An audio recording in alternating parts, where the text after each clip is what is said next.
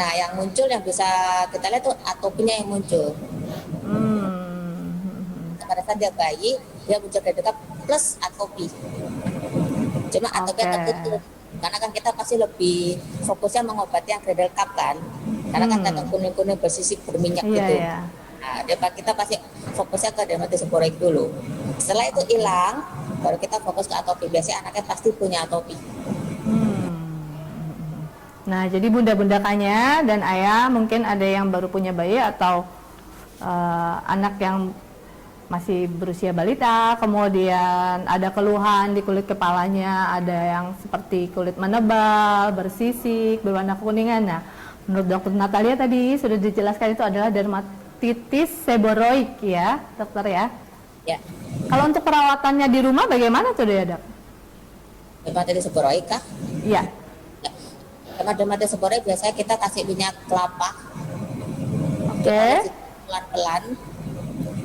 Kemudian kita biasanya kasih juga salep racikan gitu ya. Jadi nanti lama-lama yang kasar itu, yang tebal itu dia kelupas pelan-pelan. Tapi nggak boleh dikelupas.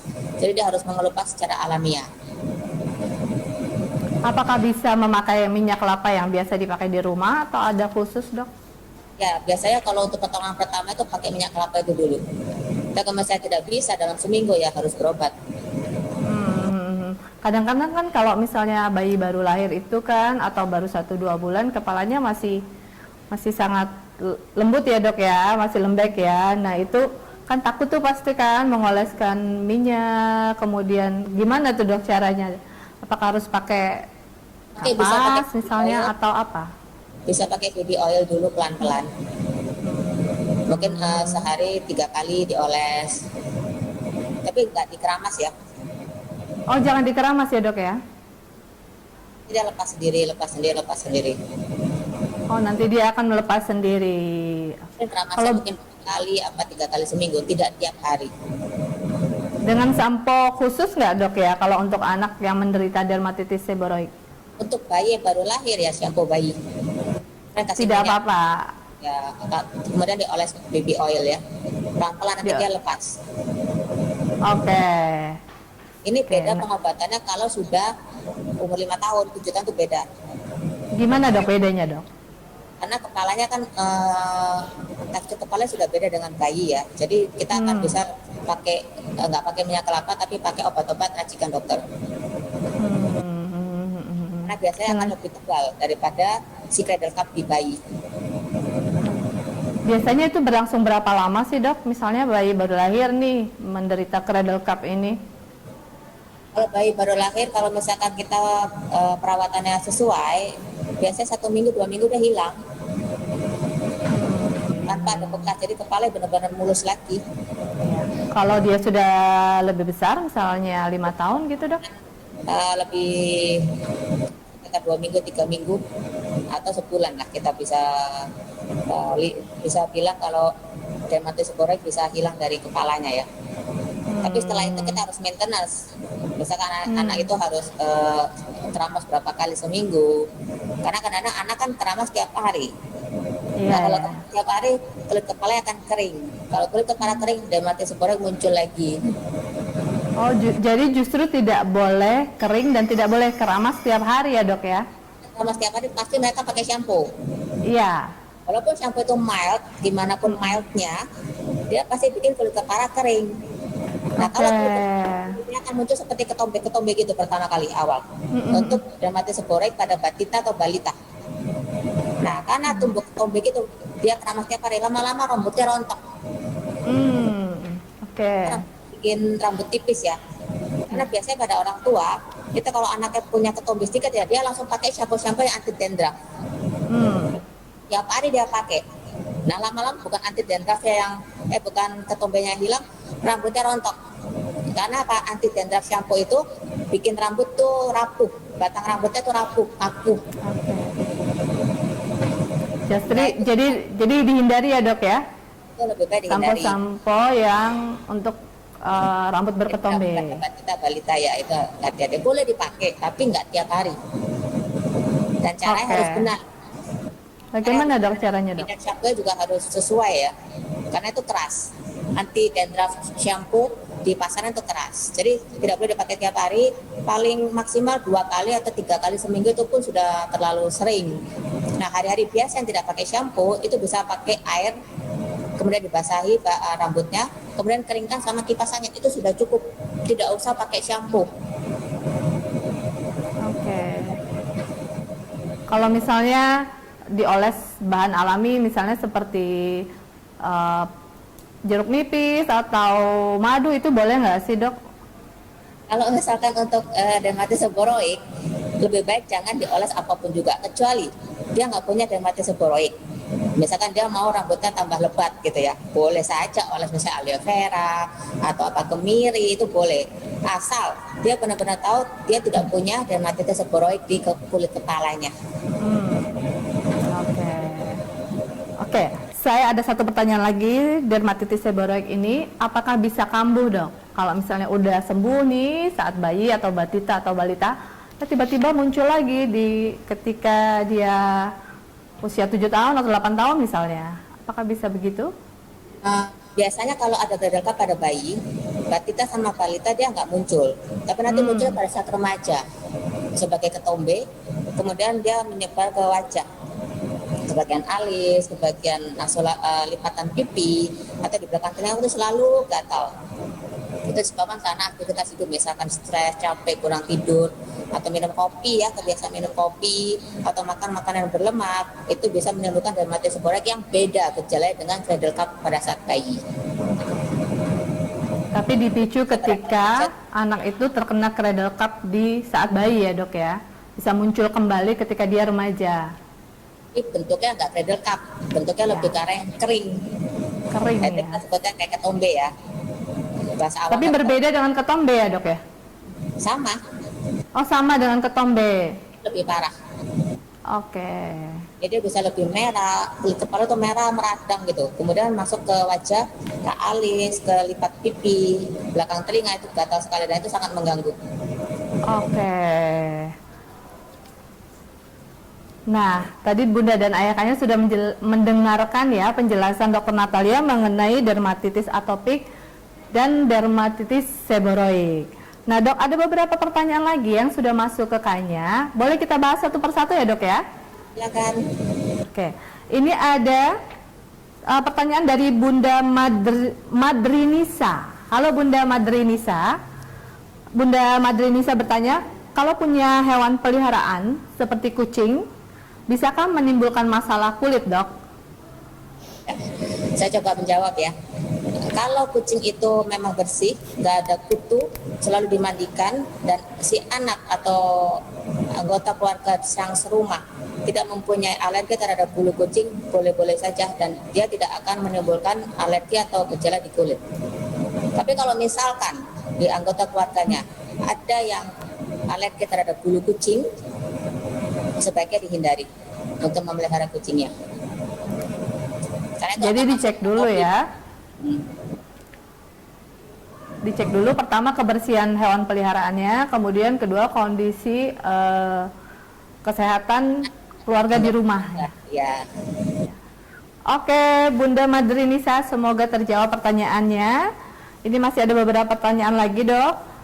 Kita beralih ke Bunda Intan Saraswati. Halo Bunda Intan, terima kasih pertanyaannya.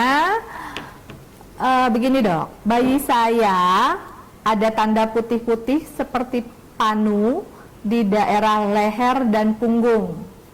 Tapi anak saya tidak terlihat gatal.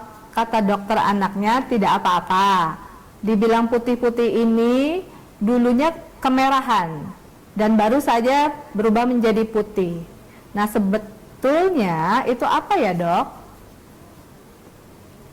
Ya, saya coba jawab ya. Itu kalau misalnya hanya di leher sama di punggung saja, kemungkinan itu panu. Oke. Juga apakah di wajah ada ya gejala yang sama seperti ini? Beliau tidak bilang sih, hanya di daerah leher dan punggung, Dok. Ya. Biasanya kalau di daerah leher sama punggung itu biasanya panu. Tapi ada juga gambaran yang sama, itu biasanya muncul pada wajah. Itu biasanya gejala minor daripada anak-anak yang punya atopi. Persis sama seperti panu. Pertama merah, kemudian lama-lama jadi putih. Nah, kalau ada anak-anak yang seperti itu gejala minor dari atopi sudah muncul. Biasanya itu di wajah. Nah, kalau Biasanya sudah di gejala wajah. muncul, suatu saat anak itu akan muncul gejala mayor dari Hmm. atopi. Gejala mayor tadi itu saya terangkan, merah-merah di pipi, atau di lipat siku, atau di badan yang lainnya. Kalau sudah muncul gejala minor, berhati-hati, coba untuk pantang makan. Dan diperhatikan untuk skincare-nya. Oke. Saat dia akan Jadi- muncul seperti atopi, tapi kita nggak tahu ya umur berapa dia akan muncul. Hmm. Ya. Jadi ini baru awalnya ya dok ya? Kalau Oke. seperti itu ada di wajah ya, karena kita nggak Ya. tahu. Ya. Kalau tidak ada di wajah, berarti kemungkinan besar panu. Ya. Ya. Oke, terima kasih dok. Bunda Intan bagaimana? Sudah puas ya dengan jawabannya ya? Tadi pesan dokter, perhatikan makanan anak. Oke. Kita berlanjut ke pertanyaan berikutnya ya dok ya. Oh ini tadi sebetulnya sudah dibahas nih oleh dokter, tapi boleh saya bacakan saja ya dok ya. Dari Bunda Atika. Dok, kalau anak dermatitis atopik, apakah lebih baik mandinya pakai air mineral? Bagaimana dok? Ya, oke, Ibu Bunda siapa tadi? Atika. Ika ya. Kalau pakai air mineral bangkrut, Bu. Betul dok. Bangkrut, Bu. Apalagi saat sekarang ya susah untuk semuanya susah dah untuk saat ini ya. Jadi mandi pakai air biasa saja, tapi sabunnya diperhatikan. Misalnya sabun harus pakai sabun yang berpelembab. Hanya kalau di pasaran sabun yang berpelembab artinya apa? Sabun yang tidak berwarna dan tidak wangi ya. Tidak boleh sabun-sabun antiseptik. Oke. Sabun Mungkin ada label tersendirinya nggak sih dok? Apa misalnya? boleh sebut merek di sini? Halo? Boleh sebut merek di sini. Jangan dok, jangan. Oke, ingat saja sabun Mungkin berpelembab. kandungannya aja dok, apa dok? Bisa kandungannya banyak sekali. Oh gitu. Sabun berpelembab. Oke. Artinya sabun yang mempunyai moisturizer banyak, nggak berwarna, nggak wangi. Bukan sabun antiseptik. Bukan antiseptik ya. Ya, ya jadi Dan- cari di pasaran tuh ada. Harus sabun anak kah? Maksudnya nggak boleh yang Boleh. untuk orang dewasa gitu? Ya, sabun bayi boleh. Tapi nggak semua sabun bayi cocok untuk per anak. Oh, oke. Ada anak yang cocok sabun A, tapi dia nggak cocok sabun B. Oke. Itu yang harus dipilih-pilih. Tapi kalau sabun berpelembab yang lain, yang maaf saya nggak bisa sebut, itu pasti cocok. Oke, oke. Jadi Biasanya- perhatikan kandungan pelembabnya ya dok ya. Ya, ada sabun yang mengandung kolagen. Bisa. Oh itu boleh juga. Ya. Oke. Airnya tidak boleh air panas. Dan tidak boleh air panas ya. Suhu ruang tadi ya dok ya. Kalau misalnya dia mau pakai bak mandi, Ya. air di dalam bak tidak boleh dikocrotin antiseptik. Oh, oke. Karena masa sekarang Ya. banyak tuh, semua ditambah antiseptik. Itu bikin anak tuh kulitnya kering sekali, apalagi anak Kering, sudah punya ya. atopi ya. Itu bermasalah sekarang ini. Oke, oke. Nah, Bunda Atika begitu ya. Jadi pertama nggak usah pakai air mineral karena mahal, nanti bangkrut, betul kata dokter ya. Kemudian carilah sabun yang berpelembab. Nah, kalau setelah mandi nih dok, apakah boleh dikasih lotion pelembab si anak, kulit si anak? Kalau setelah mandi, ya, tadi saya sudah jelaskan ya, waktu keringkan pakai handuk tuh ditap-tap, tidak boleh digesek. Nah, kedua boleh pakai lotion yang ada pelembabnya. Nah, itu pun juga lotion harus tidak wangi, tidak boleh berwarna. Siap. Kalau memang Oke. tidak tahu lotion apa, bisa ditanyakan ke dokternya. Atau jangan mengoles sesuatu yang tidak ada gunanya. Misalkan nih, setelah mandi si orang tua takut nih anaknya kedinginan, kemudian dia kasih minyak telon. Itu tidak dianjurkan untuk anak yang mempunyai atopi. Kenapa dok? Karena minyak telon pun bisa bikin iritasi di kulit anak atopi. Itu mohon diperhatikan ya. Atau minyak yang misalnya minyak kayu putih lah, pokoknya minyak-minyak yang membuat anak itu bisa hangat menurut asumsi si orang tua. Ya. Jadi kalau misalnya anak atopi tidak boleh dioles apapun yang tidak ada kegunaannya. Lain halnya kalau misal anak itu habis mandi kemudian sakit perut, kemudian dia mau oles, itu is okay, nggak apa-apa. Tapi kalau masih tidak ada kegunaan seperti itu, tidak usah oles apapun juga. Kalau si orang tua takut, anak ini nanti kedinginan, misal nih, pakai baju yang double. Ya, jadi tidak perlu dioles minyak ya dok ya. Nah. Oke, kita berlanjut ke pertanyaan berikutnya ya dok ya, dari Bunda Gigi. Selamat siang dokter, kulit anak saya beruntusan, kalau mandi harus pakai sabun yang mengandung hipoalergenik. Selain pakai itu pasti beruntusan. Sebenarnya kandungan itu berfungsi untuk apa ya dok? Amankah dipakai sampai jangka panjang? Silakan dok. Oke, sabun hipoalergen itu memang dikhususkan untuk anak-anak atopi. Tapi nggak semua sabun hipoalergen itu cocok untuk anak-anak atopi. Ya, sekarang yang harus kita perhatikan, kenapa dia kulitnya beruntusan terus pakai sabun itu. Oh, kalau dia memakai sabun itu tidak beruntusan? Setelah tidak pakai, dia beruntusan lagi kan? Ya. Nah, kenapa dia sampai beruntusan? Pasti ada makanan yang dimakan yang harusnya dipantang. Atau mungkin anak itu ada infeksi, misalnya batuk, pilek, nggak diobati. Atau misalnya diobati pakai obat warung, nggak sembuh, ibu ya diam saja. Biarin aja dah, nanti juga sembuh sendiri.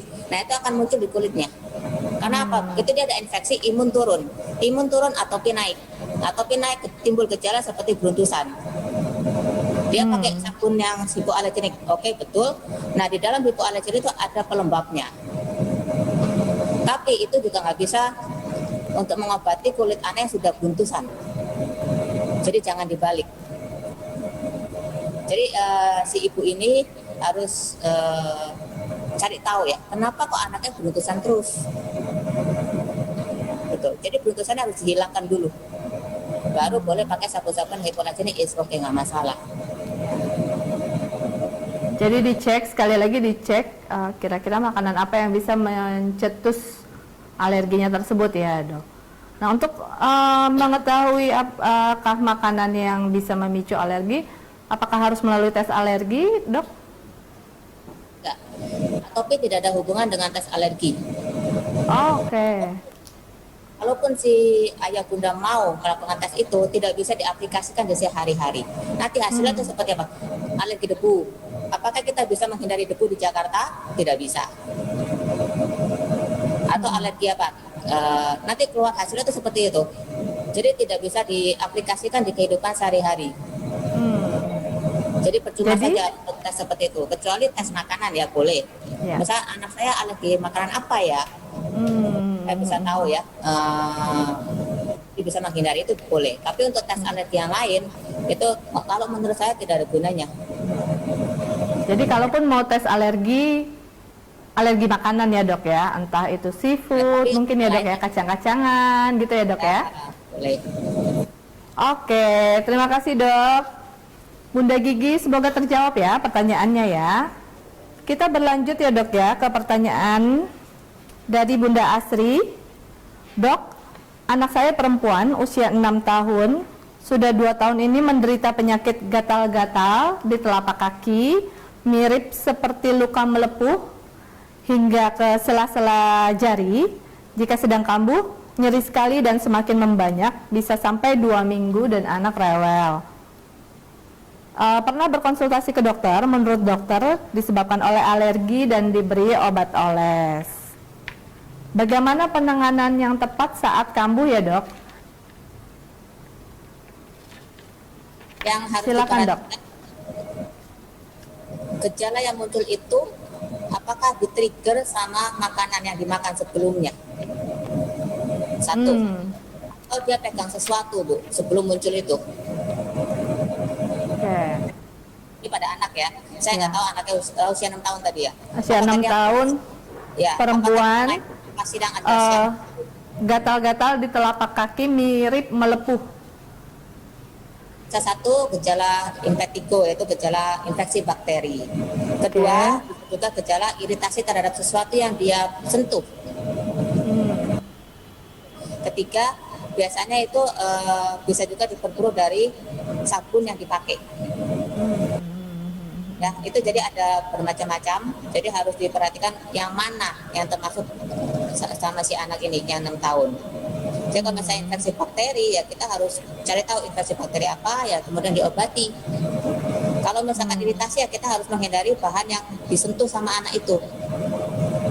Biasanya mainan pasir-pasiran yang ada selamnya tuh, namanya apa itu ya? Ya, itu juga bisa bikin ada kayak beruntusan di tangan sama di kaki biasanya pada anak. Nggak tahu namanya apa. Oke dok, jadi tetap makanannya diperhatikan ya, apa ya dok ya? Ya. Oke. Apakah si anak itu harus memakai, karena kan di telapak kaki yang dia duduk ya, pasti kan kalau misalnya dia berjalan tergesek-gesek oleh permukaan Nah, yang mungkin kasar atau kotor gitu. Satu, sabun berpelembab, kemudian pakai kaos kaki. Oke. Dan dia juga bisa alergi terhadap sabun pel lantai. Oh, nah bisa juga diperhatikan tuh dia dok ya. Sabun lantai itu biasanya kan ada desinfektannya ya. Zat desinfektan itu yang bikin iritasi terhadap kulit anak yang punya atopi. Nah Bunda Asri, semoga jawabannya bisa bermanfaat ya. Diperhatikan makanan, kemudian soal tadi obat cairan pel ya dok ya. Kemudian boleh dipakaikan kaos kaki. Itu kaos kaki dok, apakah ketika lagi parah-parahnya boleh dipakai? Biasanya kalau lagi parah dia akan infeksi, akan bernanah. Jadi itu harus diobati dulu sampai nggak ada infeksinya, baru nanti kalau kulitnya udah mulus pakai kaos kaki. Oh oke. Jadi ketika infeksi jangan dipakaikan kaos kaki dulu ya. Oke. Semoga terjawab ya Bunda Asri ya. Kita berlanjut ke pertanyaan berikutnya ya dok ya. Ya silakan. Oke. Nah ini dok, benarkah dermatitis atopik bisa diobati dengan mandi berendam dengan oatmeal? Nah ini lagi oatmeal mahal lagi Bu daripada air mineral. Tadi air mineral ya dok ya, aduh mahal banget nih. Buat mandi aja mahal. Pengobatan di luar negeri itu memang memakai oatmeal, itu teorinya ada. Tapi untuk aplikasinya kurang dijalankan ya, kurang bisa diaplikasikan karena ya gimana kita cari oatmealnya ya itu juga sulit ya. Jadi ya seperti tadi saya jelaskan, mandi saja pakai sabun berpelembab, air biasa, tidak boleh terlalu lama mandi, nggak boleh main air. Berapa lama maksimal dok? Mandi 5 menit 10 menit selesai keluar dari kamar mandi. Oke. Nggak boleh main air kemudian berendam sama air berlama-lama, itu nggak bisa untuk anak atopi. Padahal anak-anak suka main air loh dok ya. Jadi harus Bunda nih yang mengingatkan, jangan main air, jangan terlalu lama berendam di kamar mandi ya. Ya. Oke, jadi kesimpulannya oatmeal memang bisa digunakan, Tapi susah untuk tapi diaplikasikan. sulit untuk diaplikasikan. Oke, kita lanjut ke pertanyaan berikutnya.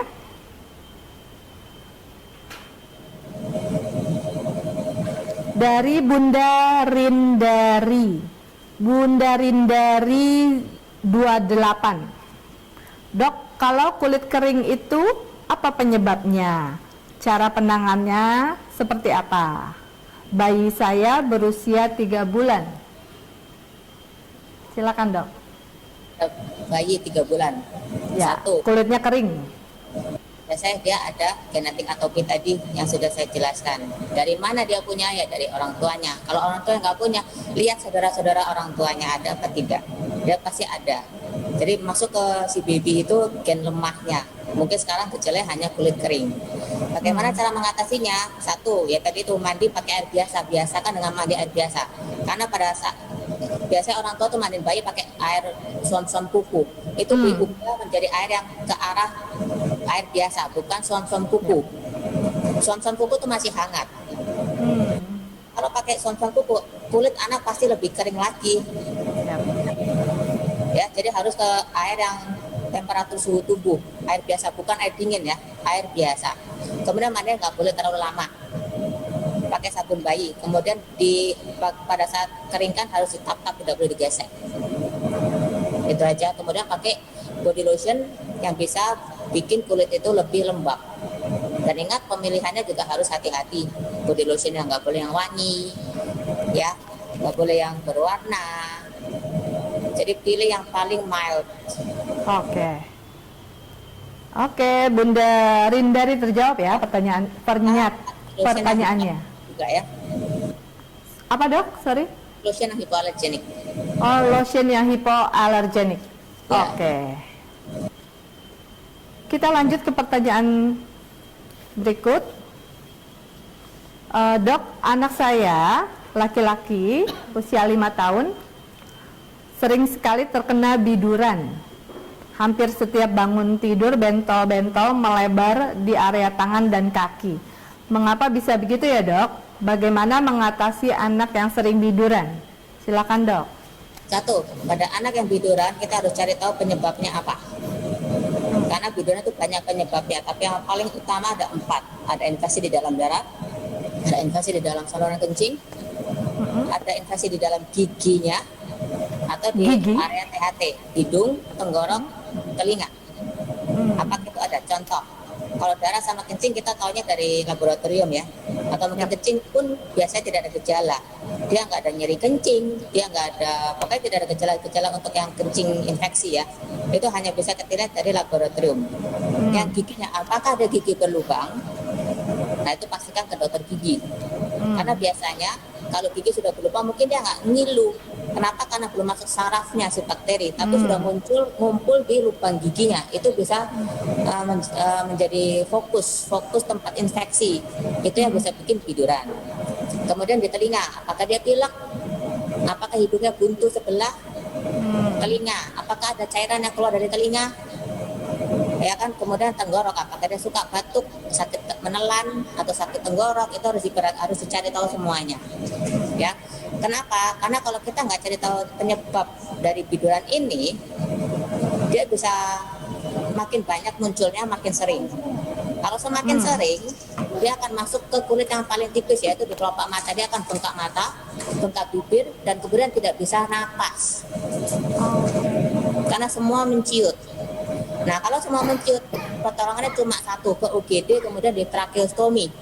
Tracheostomy itu dilubangi di tenggorok, supaya anak bisa napas. Karena pada saat itu obat pun tidak bisa membantu. Itu sebabnya kenapa kita harus cari tahu kenapa kok si anak biduran terus.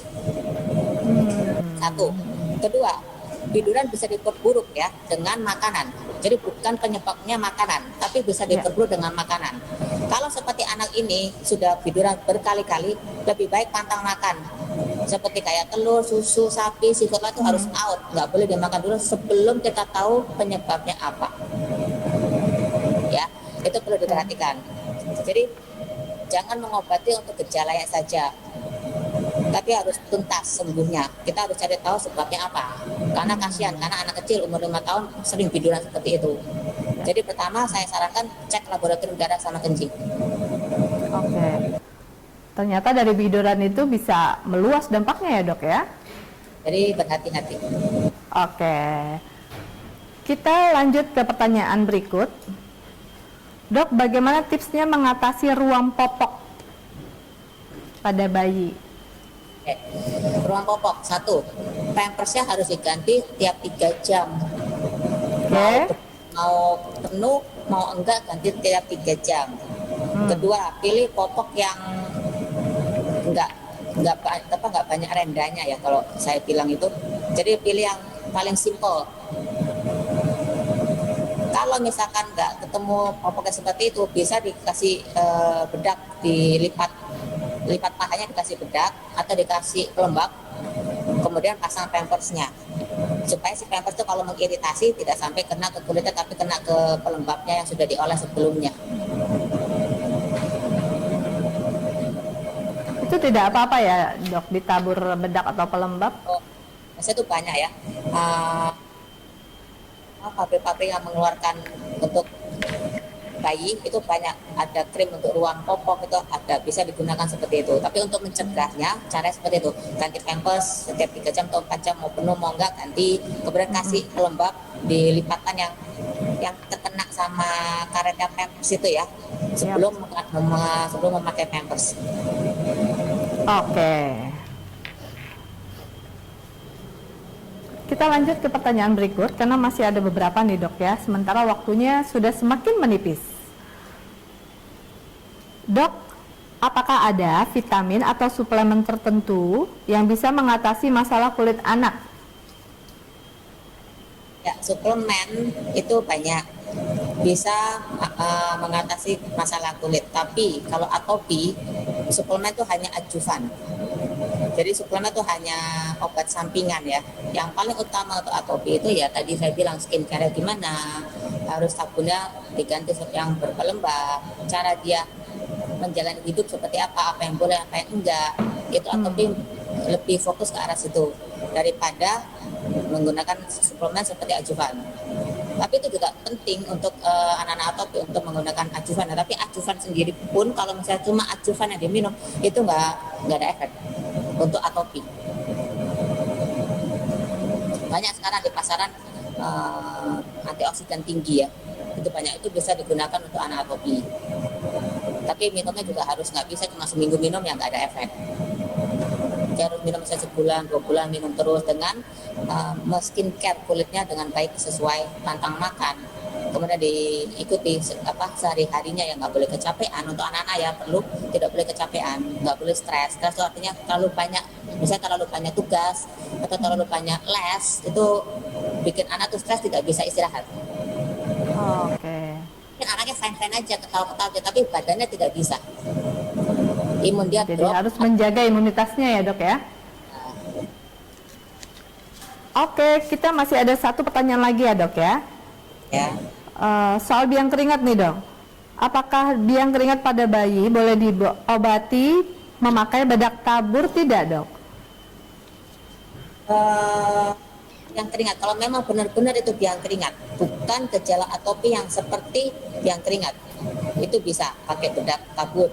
Misalkan ada prickle heat ya, bedak tabur yang di pasaran tuh ada, itu bisa pakai itu. Atau mungkin Aladin itu bisa bedak kocok dingin, itu bisa untuk pertama. Kalau misalnya menggunakan itu sudah oke, ya nggak apa-apa. Tapi kalau menggunakan itu 1, 2 kali, 3 kali tidak ada perbaikan, langsung berobat karena itu bukan biang keringat. Kemungkinan itu gejala dari atopi. Atopi tadi ya. Seperti biang keringat. Oke. Jadi diperhatikan ya, dicoba awalnya dengan bedak tabur. Jika 2-3 kali dipakai masih seperti itu, maka ada kemungkinan dermatitis atopik tadi ya dok? Ya. Oke. Nah dokter Natalia, ternyata waktu kita sudah hampir habis. Sayang. Masih ada beberapa pertanyaan, nanti mungkin kita harus bikin sesi lanjutan nih dok. Dengan senang hati. Oke, sebelumnya saya berterima kasih banyak pada dokter sudah meluangkan waktu siang hari ini. Sukses selalu buat dokter dan sehat-sehat ya dok ya. Stay safe ya, and healthy. Iya, oke. Nah bunda dan ayah Kanya,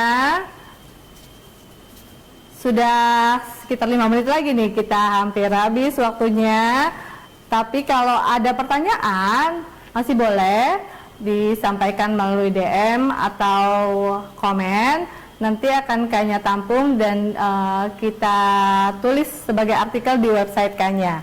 Dan buat ayah dan bunda yang terlambat nonton tadi, silakan langsung kunjungi akun Instagramnya Kanya. Kita akan upload ke IGTV-nya Kanya. Jadi bisa nonton dari awal lagi. Oke, terima kasih atas perhatiannya.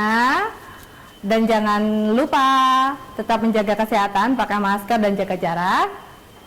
Dan jangan lupa juga minggu depan tetap ikuti live Instagram Kanya. Oke, selamat siang, stay happy and healthy. Bye-bye.